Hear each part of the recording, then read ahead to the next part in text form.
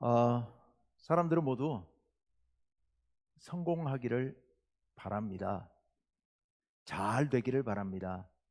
내가 원하는 것들을 이루기를 바랍니다. 그런데 원한다고 해서 다 되는 건 아니죠. 내가 원하는 것을 다 얻는 것도 아니고, 성공하고 싶다고 다 성공하는 것도 아닙니다. 내가 목표하는 것들을 다 이루지 못합니다. 왜 그럴까? 몇 가지 이유를 생각해 봤습니다. 아마 성공의 길을 몰라서 그런 경우도 있을 겁니다. 아는데 결단하고 시작하지 못해서 그런 경우도 있을 거고요. 알고 시작은 했는데 가다가 어려움을 만나니까 끝까지 인내하면서 그 목표를 도달할 때까지 가야 되는데 인내하지 못해서 성공하지 못하는 경우도 있을 겁니다.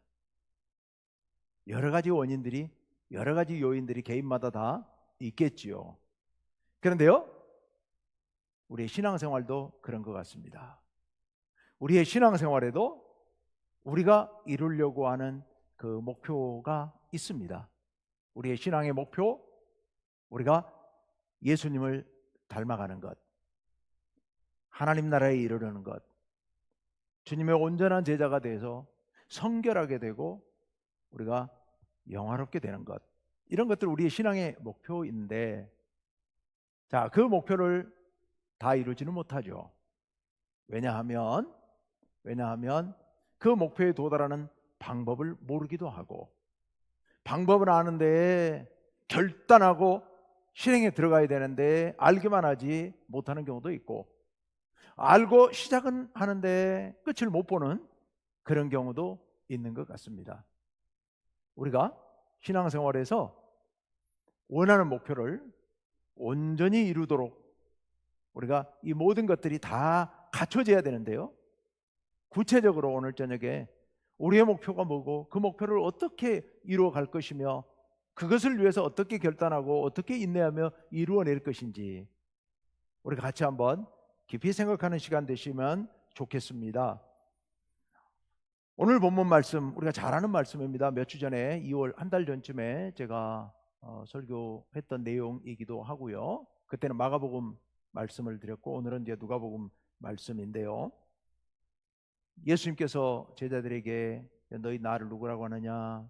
그리스도십니다. 예수님께서 나 십자가에 달려 죽는다 라고 말씀하시죠. 그랬더니 베드로가 말리고, 그리고 난 뒤에 예수님께서 하시는 말씀이 누구든지 나를 따라오려거든, 이렇게 시작하시면서 예수님께서 우리 신앙생활의 목표를 어떻게 이룰 것인지 하는 것에 대해서 말씀하십니다.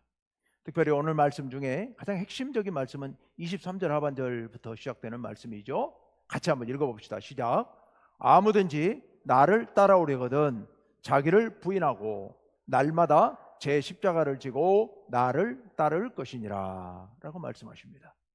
나를 따라오려거든, 즉 나의 온전한 제자가 되고 싶으면,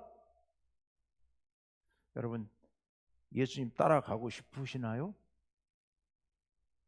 안 따라가시면 어떡할 건데요? 안 따라가시려면 안 오시는 게 낫죠. 안 따라가시면 하나님 나라 못 가는 거예요. 하나님 나라 못 가는 겁니다. 그러니까 예수님을 따라가야 돼요. 죽으나 사나 따라가야 됩니다. 이제 시작하셨으니까 끝을 봐야죠. 따라가야죠. 그런데 그러려면 어떻게 할 것인가? 세 가지를 말씀하고 계시죠. 첫째는 자기를 부인하라. 두 번째는 날마다 자기 십자가를 지라. 세 번째는 나를 따르라 라고 말씀하십니다. 여기 마지막 나를 따르라는 말씀은 예수님 발걸음을 뒤쫓아서 그렇게 걸어가라, 이런 말씀입니다. 여러분, 자기를 부인한다고 하는 거 이게 쉬운 일이 아니죠. 여기서 자기를 부인한다는 얘기는 과거 이미 자기가 이루어 놓은 것들, 이것들을 모두 버리라는 얘기입니다. 예수님께서 제자들을 부르실 때 베드로와 안드레, 야고보, 요한은 어부, 물고기 잡던 그 모든 일들을 버렸습니다. 배도 버리고 물고기도 버리고 그물도 버리고 심지어 가족도 버리고, 그리고 예수님을 따랐습니다. 세리마태는 예수님께서 따라오라고 그러니까 그 세리직을 하루아침에 내던져버리고 예수님을 따랐습니다. 우리가 이루었던 모든 삶의 업적들을, 삶의 성과들을, 내가 지금까지 어렵게 다져놓은 삶의 기반들을 다 포기하라, 내려놓으라, 이런 말씀입니다. 그리고 현재 나의 자아를 다 내려놓으라, 나의 자존심도 다 내려놓으라 라는 말씀입니다. 예수님을 따르기 위해서는 나의 자아가 살아있으면 안 됩니다. 나의 자아를 내려놔야 됩니다. 포기해야 됩니다. 내가 어떤 존재인지, 내 성질이 어떤지, 내가 뭘 목표로 살아오고 있는지 이런 거 중요하지 않습니다. 우리 안에 오직 예수님만 계시면 됩니다. 내 성질이 중요한 게 아니고 예수님의 성격이 중요한 거죠. 예수님의 성품이. 내 인생의 목표가 중요한 게 아니고, 내가 이루려고 하는 것들이 중요한 게 아니고, 하나님께서 무엇을 이루시려고 하는가, 이게 중요한 거죠. 나의 자아를 다 내려놔야만 합니다. 그리고요, 미래, 내가 이루고자 했던 목표, 내가 달성하고자 했던 그 목표, 그것도 내려놔야 됩니다. 그게 자기를 부인하는 겁니다. 그런 모든 것들을, 물론 그게 제가 늘 말씀드립니다만, 그렇다고 해서 직장을 사표를 내란 말도 아니고 사업체를 다 포기하고 접고 문을 닫으란 말도 아닙니다. 그런 모든 일들이 하나님의 뜻에 어긋난다면 하나님의 뜻에 맞게 바꿀 수 있어야 됩니다. 내가 이미 갖고 있는 것들이 하나님께서 원치 않는 일이라면, 하나님의 일을 이루는 데 방해가 되는 것들이라면 그것을 바꿀 수 있어야 된다는 얘기입니다. 그것을 자기를 부인하라 라고 말씀하십니다. 자기를 부인하라. 그리고 날마다 제 십자가를 지라. 최근에도 한 달 전에도 말씀드렸습니다만, 십자가를 진다는 얘기는 사형틀에 올라간다는 얘기입니다. 그 죽는다는 얘기입니다. 나를 못 박으라는 얘기는 나를 죽이라는 얘기입니다. 그래서 나 자신이 갖고 있던 모든 것들에 대해서 사형 선고를 내리라는 얘기입니다. 사람의 일이 아니라 하나님의 일을 따라야 돼요. 우리는 사람의 일을 쫓아다니는데 이거 사형 선고, 십자가에 못 박으라는 얘기입니다. 내 주장, 이거 십자가에 못 박아버리고, 그리고 나를 부인하라는 얘기입니다. 앞에 있는 말씀처럼 나보다는 남을 높여 세우라는 얘기입니다. 나 죽었소 하는 마음으로 남을 높이 세우라. 내가 높아지기보다는 내가 낮아지라는 얘기고, 나를 채우기보다는 나를 비우라는 말씀이고요, 받기보다는 주라는 말씀이고요. 우리 이미 다 알고 있는 말씀들입니다. 이미 다 알고 있는 말씀들. 이걸 하나하나 실천해 나가는 것이 내가 죽는 겁니다. 십자가를 짊어지는 거예요. 그리고 세 번째로 나를 따르라. 나를 따르라. 여러분, 예수님의 삶을 본받아야 됩니다. 우리는 끊임없이 다른 사람들 따라 살잖아요. 남들이 집 샀다 그러면 나도 사고 싶고, 남의 자식이 어디 취직했다 그러면 나도 우리 자식도 그랬으면 좋겠고, 거기 그거 했으면 좋겠고, 남들이 어디 여행 갔다 그러면 나도 가고 싶고. 우리의 모범은 늘 남들이에요, 남들. 그런데 여기서 나를 따르라. 예수님의 말씀은 남들이 아니고 예수님을 본받아 살라라는 말씀이죠. 우리가 한 걸음 한 걸음 우리의 모범을 예수님으로 삼고 그 예수님을 향해서 걸어가라. 바로 그런 말씀이 여기 나를 따르라 라고 말씀하십니다. 자, 그런데 늘 말씀드리고 늘 우리가 고민하는 일입니다만은 이게 어렵다는 거죠. 이 작은 것 하나도 실천하기가 너무 어려워요. 우리 인간이기 때문에. 내 자아를 내려놓는다고 하는 거, 이거 정말 어려운 일입니다. 정말 어려운 일이에요. 세상에 살면서도 우리가 뭔가를 포기하면 그 다음에 더 큰 것이 온다는 거 우리 경험적으로 압니다. 어느 한순간 딱 내려놓으면 확 열리게 될 수도 있습니다. 그게요, 이 신앙의 길이 아니고 일반적인 삶에서도 그렇습니다. 인생을 노숙하게 사는 사람들은요, 노련하게 인생을 사는 사람들은요, 사업하는 사람들은요, 사업을 평생 해온 사람들은요, 내가 이걸 놔야 될 타임에 제때 놔버리고 붙잡을 걸 붙잡습니다. 이걸 잘하는 사람들은요, 사업도 잘합니다. 인생도 그래요. 인생도.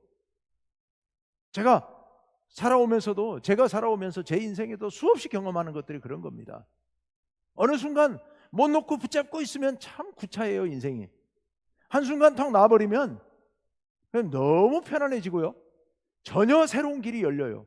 근데 그걸 못 하거든요. 예수님 믿는 일이 그렇습니다. 예수님을 따른다고 하는 거 끊임없이 놓는 훈련입니다. 내려놔야 돼요. 포기해야 돼요. 근데 포기하면 그때마다 놀라운 것들이 새롭게 주어지는데도 불구하고 그거 내려놓기가 참 힘들죠. 참 힘들어요. 아주 간단한 예로 저는 우리 성도님들 참 대단하다고 생각하는데요, 여러분 매주일 11조 헌금을 드리고 또 주정헌금, 감사헌금, 건축헌금을 아낌없이 헌금하시는 성도님들을 보면서 와, 정말 참 존경스럽다는 생각이 듭니다. 돈은 생명줄입니다, 여러분. 우리 자본주의 사회에서 돈은 생명줄이에요. 근데 이거를 하나님 앞에 아낌없이 드리는 것들을 보면 제가 이제 주일 예배가 끝나고 나면 항상 재정부에서 개수를 다 하고 헌금 봉투를 빈 봉투 헌금 봉투에 거기에 기도 제목도 혹시 써져 있고 이러니까 다 저한테 주세요. 제가 이제 매주 봅니다. 매주 확인하고 계좌로 들어온 분들도 다 제가 체크하고 확인합니다. 확인하면서 기도해야 될 분들 기도하고 하는데요, 이 헌금 봉투를 볼 때마다 제가 정말 감동스럽습니다. 이분들이 이 헌금을 봉투에 담아서 드릴 때마다 이만큼씩 본인들을 부인하고 자기를 포기하고 그리고 십자가를 지고 있구나 하는 게 가슴에 느껴지는 겁니다. 여러분 정말 주의 은혜 안에서 그렇게 포기하는 삶을 사시는 분들요, 저도 경험하면서 늘 경험하는 것들이 이렇게 포기하는 게 절대로 헛되지 않는다는 거 우리 너무 잘 알고 있잖아요. 이렇게 포기하면 하나님께서 더 큰 것으로 채워주시는 것을 우리는 늘 경험하면서 삽니다. 경험하면서 살아요. 그럼에도 불구하고 우리가 인간이기 때문에 십자가를 진다고 하는 게, 포기한다고 하는 게 참 어렵고 잘 안 돼요. 그런데 예수님께서 그것을 해야 한다고 말씀하십니다. 여러분, 왜 예수님께서 우리 보고 자꾸 죽으라고 하시는 걸까요? 왜 죽으라고 하세요? 여러분 마태복음 25장 41절 말씀에 이런 말씀이 있어요. 다 같이 읽습니다. 시작. 또 왼편에 있는 자들에게 이르시되 저주를 받은 자들아, 나를 떠나 마귀와 그 사자들을 위하여 예비된 영원한 불에 들어가라. 예수님께서 오른편과 왼편에 있는 사람들을 세워놓고서 사람들을 나눠놓고 양과 염소로 구분해놓고 예수님이 이 땅에 살면서 예수님을 모른 척했던 사람들을 향해서 하신 말씀입니다. 저주를 받은 자들아, 영원한 불에 들어가라. 네. 여러분, 우리는 어차피 예수님의 십자가를 짊어지고 예수님 따르지 않으면, 우리가 이 땅에서 나를 부인하고 죽지 않으면 어차피 죽을 목숨이에요. 어차피 영원한 불에 들어갈 거거든요, 죽어서. 예수님께서 우리 보고 죽으라고 얘기하시는 이유는 어차피 우리 죽을 목숨이라니까요. 그 안에도 다 죽어요. 여기 안 돌아가실 분 계시나요? 없잖아요. 저도 이제는 나이가 죄송합니다. 연세 드신 분들 많이 계시는데 진짜 죽음 준비해야 된다는 생각이 실제 느껴지기 시작합니다. 죽음을 준비해야 된다. 죽음을 준비해야 된다. 제가 우리 성도님들에게 맨날 하고 싶은데 잘 못하는 설교가 하나 있어요. 우리 죽음을 준비합시다 이 설교를 해야 되는데 그게 어쩐지 잘 안 되더라고요. 근데 제가 할 수 있을 것 같아요. 왜냐하면 저도 죽음을 준비해야 될 것 같아갖고 저하고 같이 죽음을 준비합시다. 대답을 안 하시네요. 대답을 안 하시네요. 네, 우리 청년들 저하고 같이 죽음을 준비합시다. 아마 한 번도 생각 안 해봤을 거예요, 그죠? 예, 한 번도 생각 안 해봤을 거예요. 제가 제 아내하고 같이 몇 년 전부터 연명치료 거부하는 걸 뭐라 그러죠? 연명치료 중단 의사 그거 가서 등록해 놓자고 해놓고는 근데 그것도 하려니까 우리 마음대로 아무 때나 가는 게 아니고 정해진 때 정해진 장소로 가야 되더만요. 그래서 알아보다가 제가 시간이 안 맞아서 포기한 지가 몇 년 됐거든요. 아직도 못 하고 있습니다.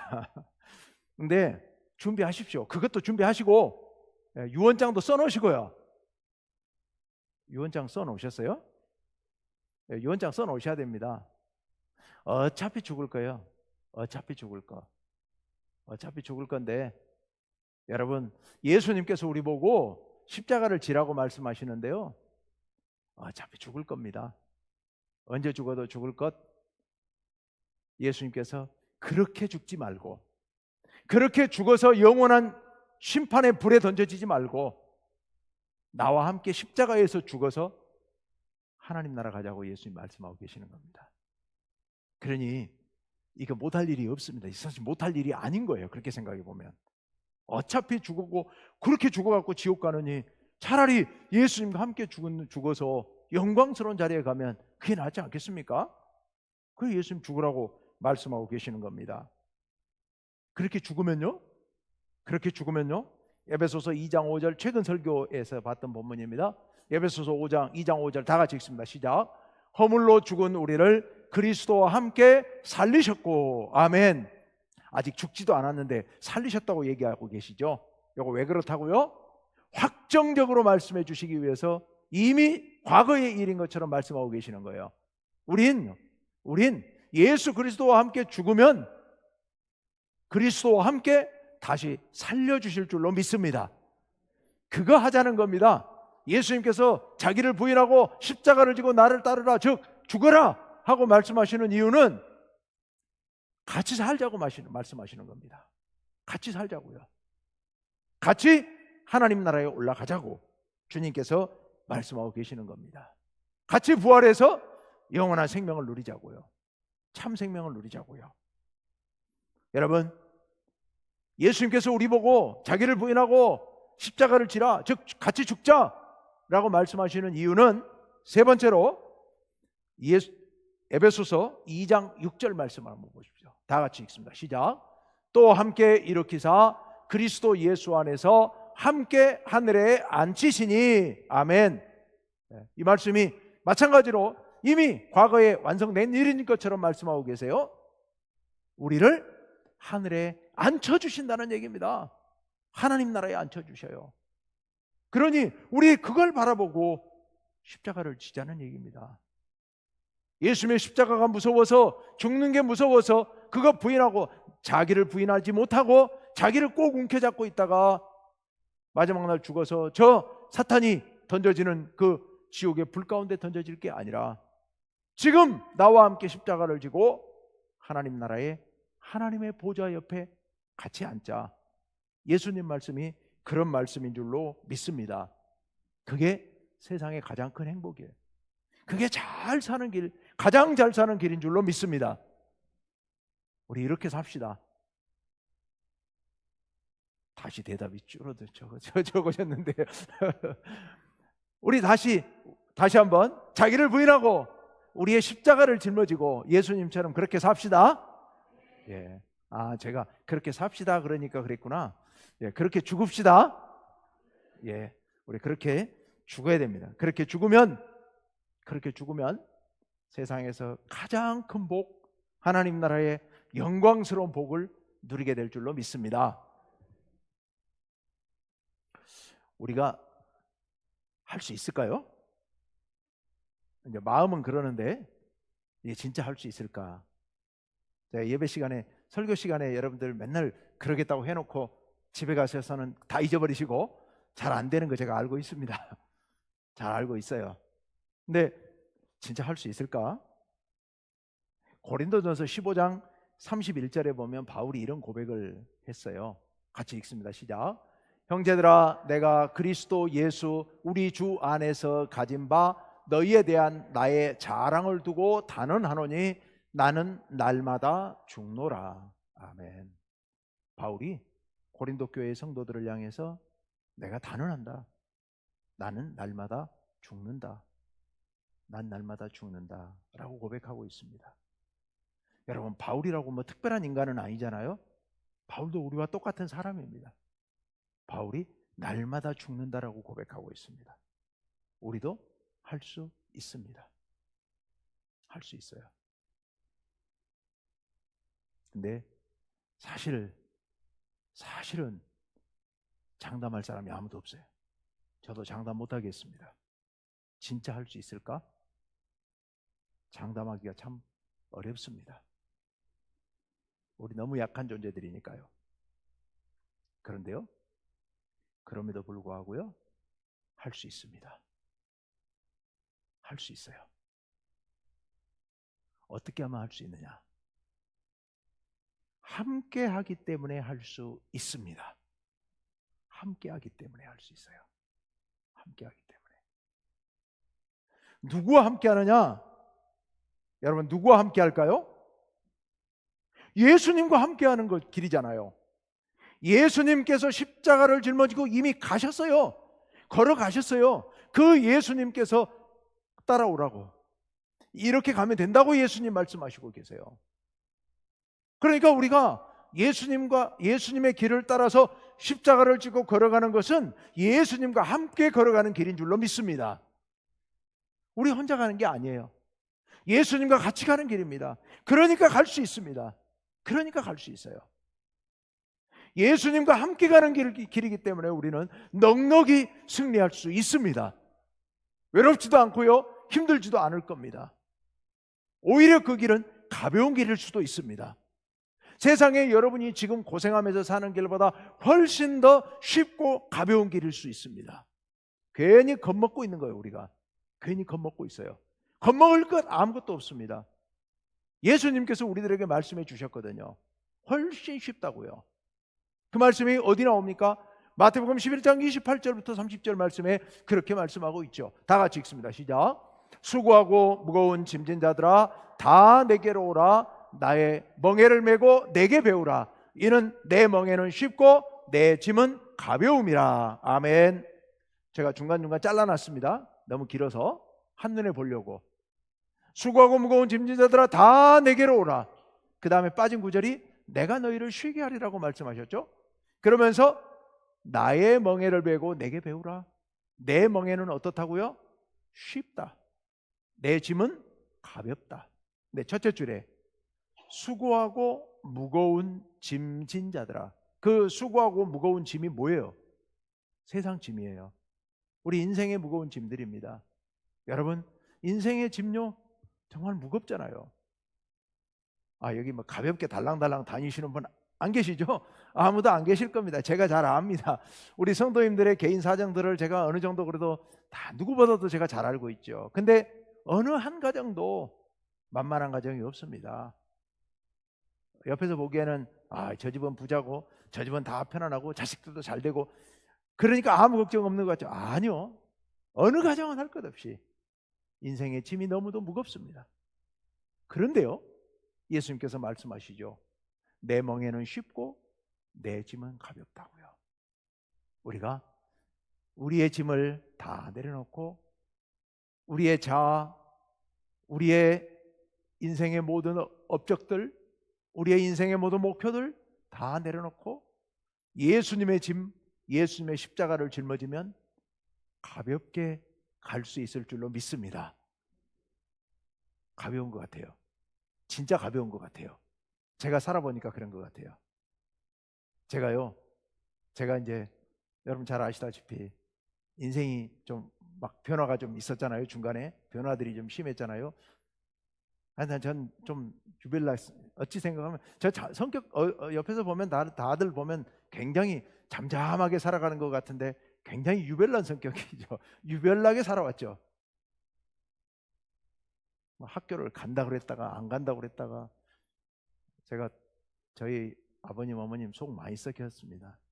중학교 졸업하고 고등학교를 안 가버리니까 저희 아버지 어머니 정말 애 많이 태우셨고, 동네 사람들에게 욕 많이 드셨어요. 욕 많이 드셨어요. 왜 멀쩡한 아들을 학교를 안 보내냐고 모르시고, 제가 박박 우기면서 안 가버려가지고 참 마음고생 많이 시켜드렸죠.